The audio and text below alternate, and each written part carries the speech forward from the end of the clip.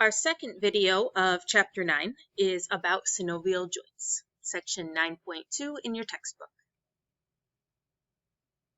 So, we have a lot to do in this video. We're going to be talking about the general anatomical components of a synovial joint. We're going to talk about the three classes of levers and how levers in a mechanical system are similar to levers that are created by your joints. We're going to talk about how mechanical advantage relates to either power or speed and the trade-off between them. We're going to talk about how a joint's range of motion is determined. We're going to discuss the primary axes of rotation that a bone can have and how this relates to the joint's degrees of freedom. We're going to talk about the 6 classes of synovial joints, and then use correct terminology throughout.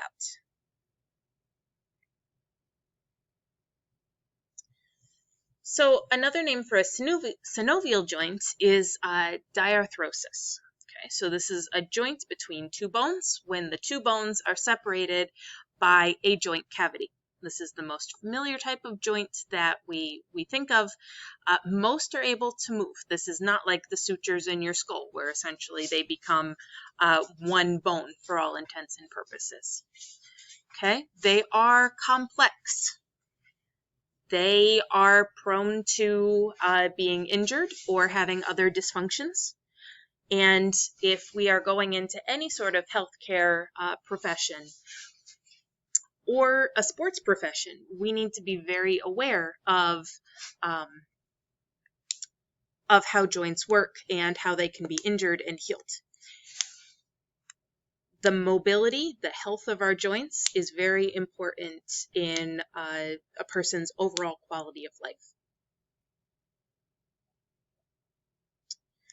Okay, so generally speaking, synovial joints have some typical pieces of anatomy. So we have the articular cartilage. This is made of hyaline cartilage, and it covers the surfaces of both bones about 2 or 3 millimeters thick.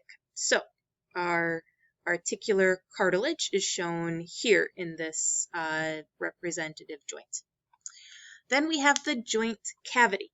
Okay, so the joint cavity is the empty space between the two bones, and it's filled with synovial fluid, which is a lubricant. It's slippery, has albumin protein in it and hyaluronic acid. It's slippery, it's thick, kind of think of the texture of an egg white. Okay, it gives nutrients to the cartilage of the joint, and it also removes waste. If that synovial fluid is not there, we have a lot more friction on the joint, and it can cause pain and dysfunction. The joint capsule, or articular capsule, is a connective tissue layer that encloses that joint cavity and the synovial fluid and keeps that synovial fluid in the joint.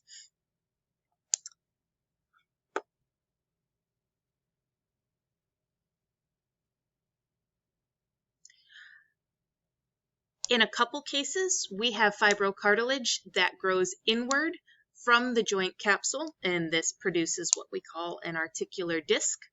And it forms a discrete pad where the articulating bones, the two bones making up the joint, can cross the entire joint capsule. We also have, in some cases, a meniscus. Okay, so we know the meniscus in the knee is a piece of cartilage. It's kind of moon-shaped, and it extends inward from the left to the right, and it's there to absorb shock and pressure and to keep the bones, guiding them together so they fit as in the best way possible. It provides stability and also reduces the chances that those bones are going to be dislocated or disarticulated.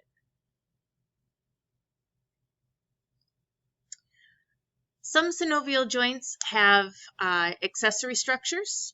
Tendons and ligaments are two things. So a tendon attaches muscle to bone, and a ligament, we've talked about previously, attaches bone to bone. So it'd be a good idea to know the difference between tendons and ligaments here. We also have bursa. So bursas are sacs of fluid. They have that synovial fluid in them. Bursa are found between muscles, where the tendons pass over bones or between bones and skin, and they provide cushioning and help the tendons slide over the joints and sometimes change the direction that tendons are pulled. If the bursa, if that fluid sac of fluids gets inflamed, especially in the shoulder and the hip, a person can experience pain, and we call that bursitis. We also have tendon sheaths. So these are cylinders of bursa that are wrapped around a tendon.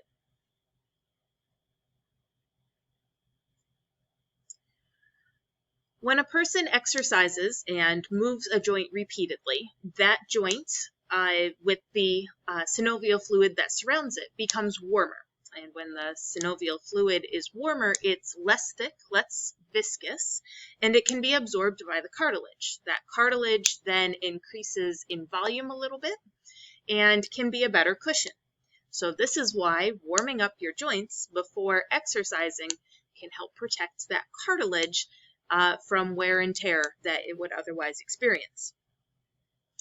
That cartilage, remember, is not vascular. It doesn't have any veins and arteries, or very, very few veins and arteries.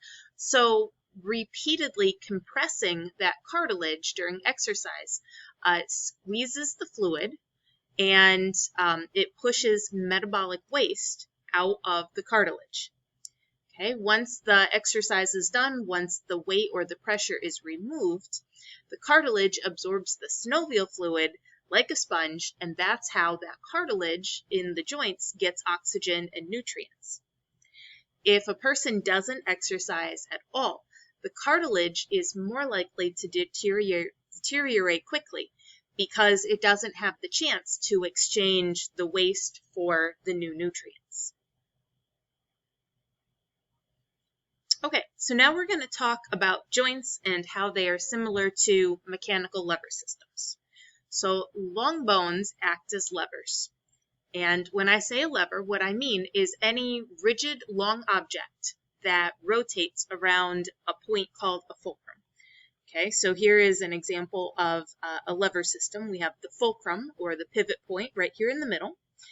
I have some sort of weight or resistance or load on one end, and I'm going to push on the other end. I'm going to push on the effort end, and if I push down here, like a seesaw you guys have seen since you were little kids, pushing down here makes the resistance be lifted. Okay, so we can change the length of these arms. We can change the resistance that would cause a change in the effort. This is some very basic physics that maybe you guys have seen before. And changing those factors changes the other components of the system. When we talk about the mechanical advantage that a lever gives to a system, we have two choices. We can either go for power or we can go for speed. We cannot get both advantages at the same time. So we can set up our mechanical system or our joint to be able to move a large resisting object or a large load, or we can set up our joint or mechanical system so that we can have fast and far movement.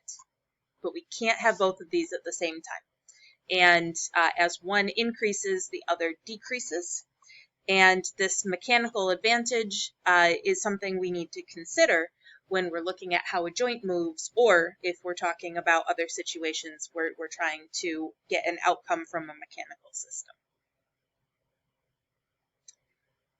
So what's important for you guys to know is when we do calculations, if our mechanical advantage is greater than 1, we have high force but slow speed and short distance. When our mechanical advantage is less than 1, we have less force, but more speed and or distance. Okay, so we're going to look at examples of this in just a moment. Okay, so over here, I'm looking at the mechanical advantage that we have by contracting our biceps brachii. You guys know your biceps. It's the front muscle in your upper arm. Okay, so my fulcrum here is my elbow. That's the point of movement. Okay, my effort is coming in where the biceps attaches to the radius. And my resistance is my hand. And I may have something in my hand. I could have a hammer, I could have a bowling ball, or it could just be my hand. Okay, so if I were to do some calculations, and you guys aren't going to need to do any calculations for your exam, but just to talk through what we're looking at here. I have a distance here between the fulcrum and the attachment of the bicep. And then I also have the distance from the fulcrum to where that resistance load is. Okay, so if I were to do some calculations here, I would find that my radius and bicep system has a low mechanical advantage, less than 1. And this gives me high speed, but not a whole lot of power. If I consider the joint that we have that allows your mandible, your jaw, to move, this is going to have a much higher mechanical advantage. Okay, so we have 2.7, that's greater than the mechanical advantage of 1 that we were talking about. So here we're going to have high power. For the size of the bones in your jaw, they are very powerful, but they don't move particularly fast or particularly far. Okay, so looking again at types of levers, we have 3 types of levers. So this seesaw type lever that you guys are used to seeing. If I am concerned about the atlanto-occipital joint, okay, so we're talking about nodding your head in this case. Okay, this is where your atlas joint and your occipital bone at the base of your skull come together. Okay, so the fulcrum is going to be close to that atlas joint. The effort is going to be you moving your head, and the resistance is the weight of your head with gravity pulling it down. So the effort and the resistance are on opposite sides of the fulcrum, and so this is a type 1 lever. So resistance and effort are on opposite sides of the fulcrum. Okay, a type 2 lever happens when the fulcrum is at one end, the load or the resistance is in the middle, and the effort is opposite from the fulcrum. They're on opposite sides of the system. So if we wanted an easy to visualize example of a type 2 lever, or a second class lever, we would think of a wheelbarrow. So our pivot point is the wheel. The load, the thing that we're carrying, is in the middle, and then our efforts are lifting at the handles. Okay, we can also see this when we talk about, well, let's say, bouncing a baby on your knee. Okay, so your fulcrum is up here at the articulation point between the head of your femur and the acetabulum. Okay, that ball and socket joint that you have in your hip. The resistance is the baby sitting on your quad there, and your effort is in trying to bounce the baby upward. Okay, so this is a type 2 or a class 2 lever system. All right, third class levers are a different arrangement still. Okay, so as we saw in the last one, we have the fulcrum at one end. Here, the effort is in the middle and the resistance is at the end. Okay, so an easy to visualize example of this is going to be a person who is paddling a canoe. Okay, so we have the fulcrum, the pivot point is the far end of the paddle. The effort is your power arm here that's doing the rowing, and the resistance is going to be the resistance of the water on the blade of the paddle. Okay, and your bicep is a good example of this. We have the fulcrum, we have the effort from the bicep that is adjacent to the fulcrum, and on the far side is the resistance, any weight that you have in your hand. All right, so now we're talking about range of motion.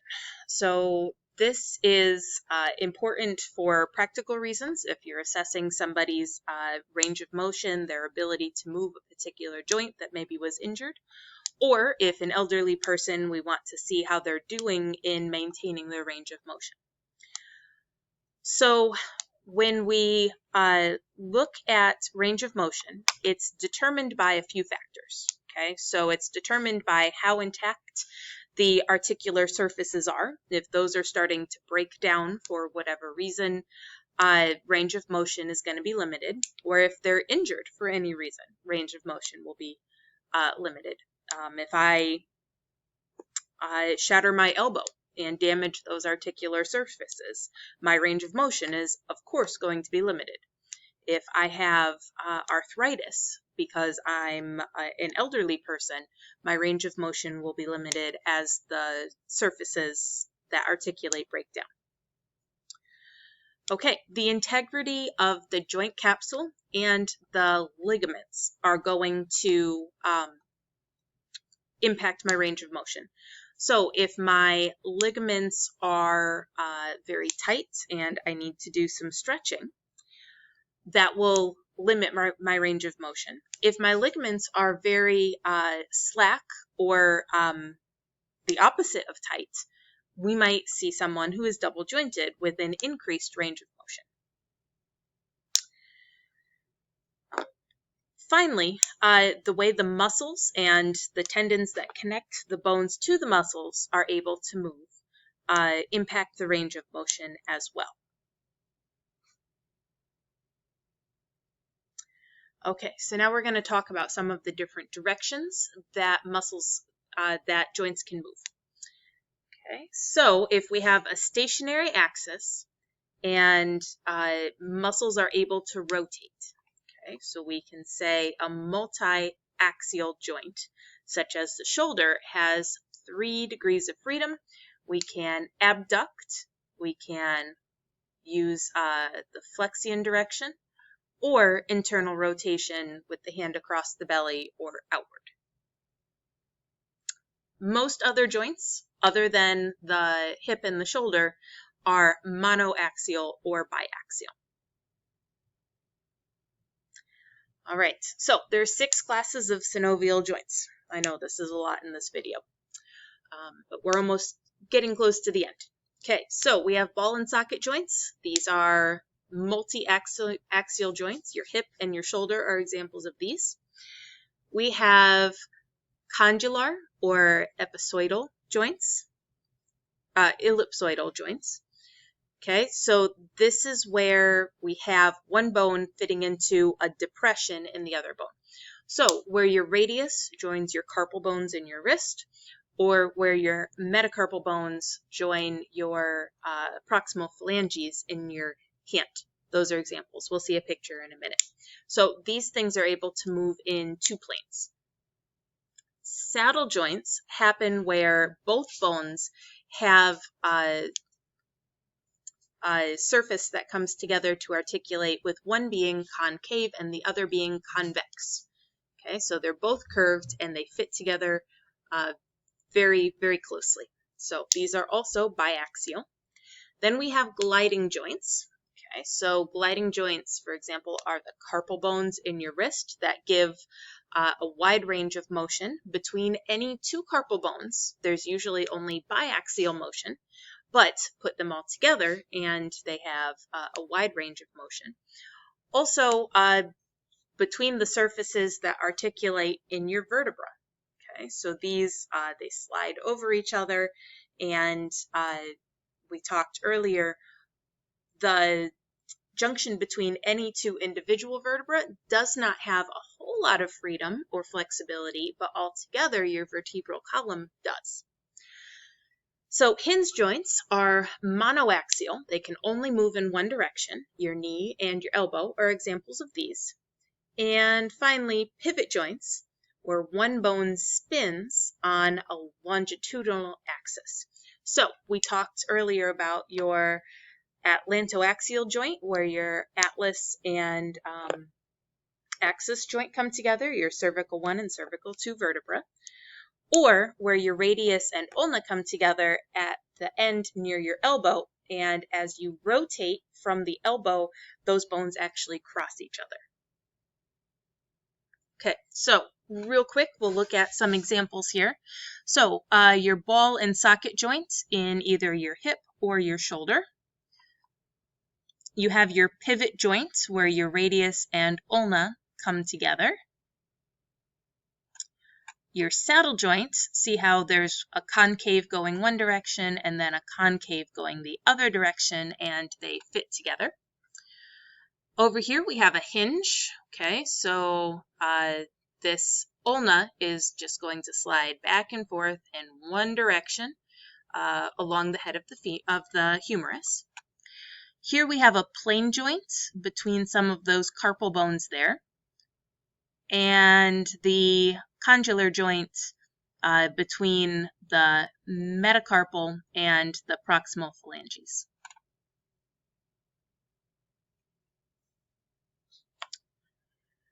Okay, so now we're going to talk about how synovial joints move. We have some vocabulary terms here that are important. Okay, so a lot of times these terms are presented in pairs because they have exactly contrasting meanings. And we need to understand the anatomical planes and directional terms that we talked about way back in Chapter 1 and Atlas A. Okay, and then you might want to refresh your memory about zero position, which is standard anatomical position. I believe that was in Atlas A, so that would be a good thing to check back on as well. When we talk about joints moving, we talk about how they move as they leave zero position. Okay, so flexion, extension, and hyperextension. Let's talk about these three. So flexion is when we're decreasing the angle. Okay, so here, if I were to think back to geometry, when the arm is extended, that's approximately 180 degrees. Your arm is out straight. If I use a flexion motion, the angle here is an acute angle less than 90 degrees, certainly less than 180 degrees, and so I have decreased my angle. Okay, so here, extension, okay, this is at zero position, 180 degrees. Here, I'm making a 90-degree angle. So flexion is a decrease in angle. And hyperextension, okay, from here, I have extended upward another 90 degrees. So I have 240-degree angle here. Okay, so flexion, hyperextension, and here, if I'm talking about how the hip and the knee move, okay, so my knee can do flexion, my hip can do flexion. My knee can also do extension. Abduction and adduction. These two are really easy to confuse because they sound so similar. Okay, so abduction is what happens as we're moving a body part in the frontal plane away from the midline of the body. Okay, so anytime we're moving away from the midline of the body. Okay, abduction is when we move so far away from the midline that we actually come back together. Okay, adduction is moving back toward the midline. Hyperadduction is when we move so far towards the midline we actually cross the midline and end up crossing, say, our ankle or one quad over the other if we're sitting with crossed legs. Elevation and depression are just what they sound like. For instance, we can shrug our shoulders up or let our shoulders drop down. Protraction and retraction, moving towards the anterior or moving towards the posterior. Circumduction is making a circular motion.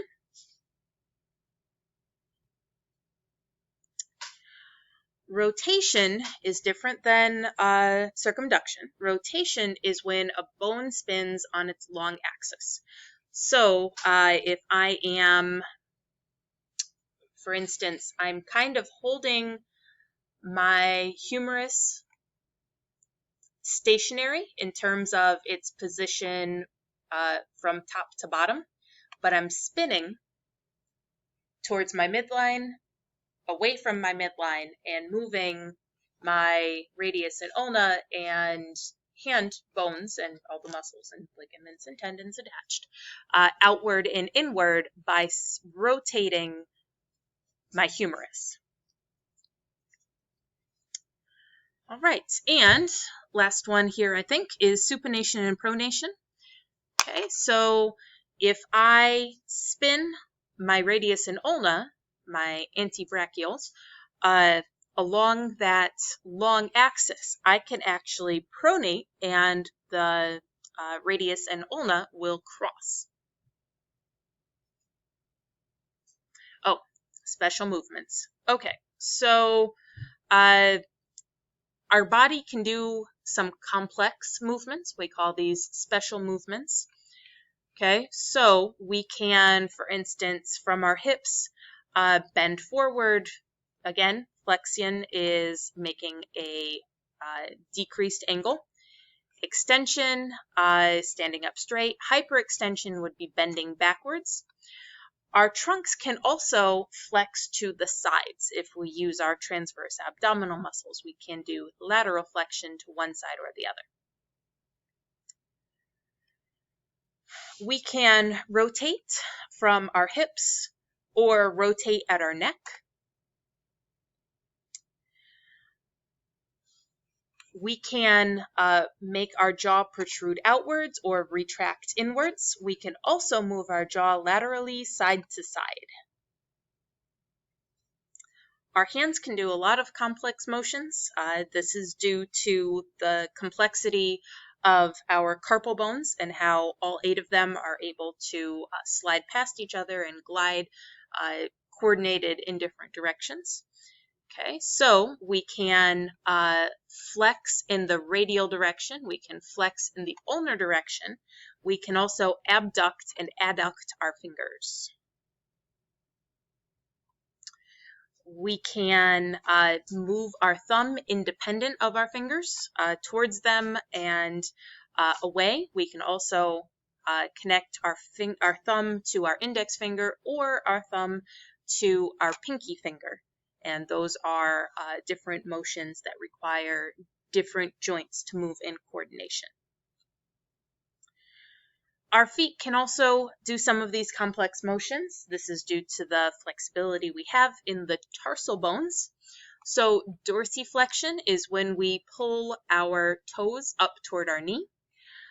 Plantar flexion is when we push our toes to try and make as straight a line possible from our tibia through our toes, kind of like stepping on the brake of a car.